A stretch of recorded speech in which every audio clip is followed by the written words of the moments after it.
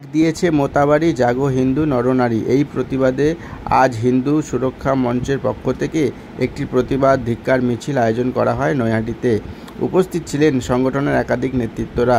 মূলত তাদের দাবি, যে হারে হিন্দুদের ওপরে আক্রমণ নেমে আসছে, জিহাদি মুসলমানরা যেভাবে হিন্দুদের ওপরে আক্রমণ করছে, তাদের ঘর বাড়ি সমস্ত জ্বালিয়ে পুড়িয়ে ভেঙে দিচ্ছে, তারই প্রতিবাদে এখনও হিন্দুরা ঘুমিয়ে আছে। তাই সঠিক সময় এখনও আছে, তারা প্রতিবাদের রাস্তায় নামুক এবং হিন্দুরা গর্জে উঠুক। তারই প্রতিবাদে আজ নৈহাটি খণ্ডের পক্ষ থেকে একটি প্রতিবাদ ধিক্কার মিছিল আয়োজন করা হয়। উপস্থিত ছিলেন একাধিক সনাতনী হিন্দুরা। আর এই প্রসঙ্গে সংগঠনের নেতৃত্বরা কি জানাচ্ছেন আসুন শুনে নেওয়া যাক তাদের কাছে। আপনাদের কর্মসূচি কি কর্মসূচি? আজকে কর্মসূচি হচ্ছে, আমরা জানি মালদা মোতেবাড়িতে যেভাবে হিন্দুদের উপর যে অত্যাচার করা হয়েছে তার প্রতিবাদে আজকে হিন্দু সুরক্ষা সমিতি রাস্তায় নেমেছে। আজকে রাস্তায় নেমে তার প্রতিবাদ আন্দোলন দেখাবে। আর যে জিহাদিরা যে ঘটনাটা করেছে তার পাল্টা কীভাবে দিতে হবে সেটা আমরা এখান থেকে ডিসিশন নিয়ে সেই পাল্টা জবাব আমরা ঠিক দেবো ওদেরকে। জবাব দিব ইটে, যদি ওরা আমাদেরকে যদি ইট মারে তাহলে তো আমরা ফুল ছিটবো না, ইটের পাল্টা ইট দিব আমরা, সে জবাবটা আমরা ঠিক দেবো। প্রতিবাদ হবে যেভাবে রাস্তায় নেবে দেখছেন, আজকে সাধারণ হিন্দু সমাজ যে রাস্তায় নেমেছে, এটা নিশ্চয়ই একটা সংগঠন অর্গানাইজ করেছে, কিন্তু দেখতে পাচ্ছেন সমগ্র হিন্দু সমাজ আজকে রাস্তায় নেবে আন্দোলন প্রতিবাদ করছে। হিরণময় মহারাজের উপর আক্রমণ হয়েছে,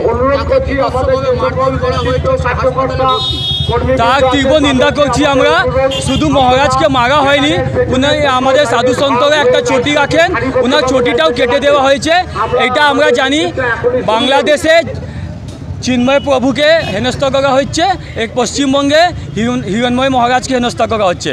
তো এইসব ঘটনা বাংলাদেশ থেকে আমদানি করা জিহাদিরা যে পশ্চিমবঙ্গে এসছে, তারা এখানে এইসব ঘটনা ঘটাচ্ছে।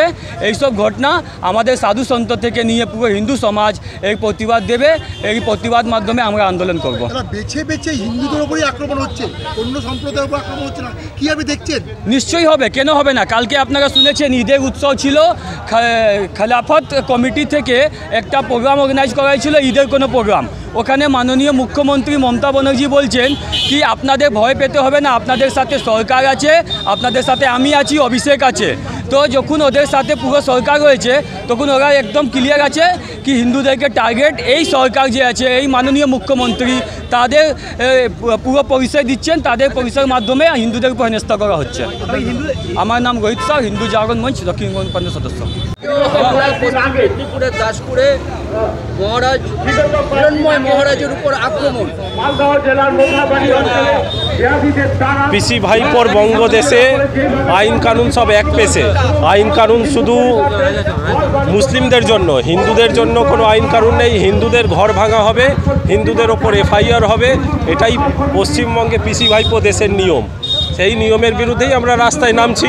যতক্ষণ পর্যন্ত হিন্দুত্ববাদী সরকার না আসে হিন্দুদের ওপর এই অত্যাচার লেগেই থাকবে, আমরা পথে থাকব।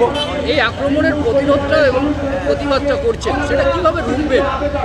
এই আক্রমণের প্রতিরোধ হবে। 70% আমরা হিন্দু, সবাই যদি রাস্তায় নামি পুরো দেশ জুড়ে, কার ক্ষমতা আছে বলুন তো? 100 কোটি মানুষ যদি এক পক্ষে কথা বলে, পৃথিবীর এমন কোন শক্তি আছে যে আমাদের থামাতে পারবে? তাই আমাদের এই আন্দোলন চলবে এবং এই সর্বনেশে সরকারকে আমরা যতক্ষণ না পরাস্ত করতে পারবো, যতক্ষণ না তাড়াতে পারবো, ততদিন কিছু হবে না।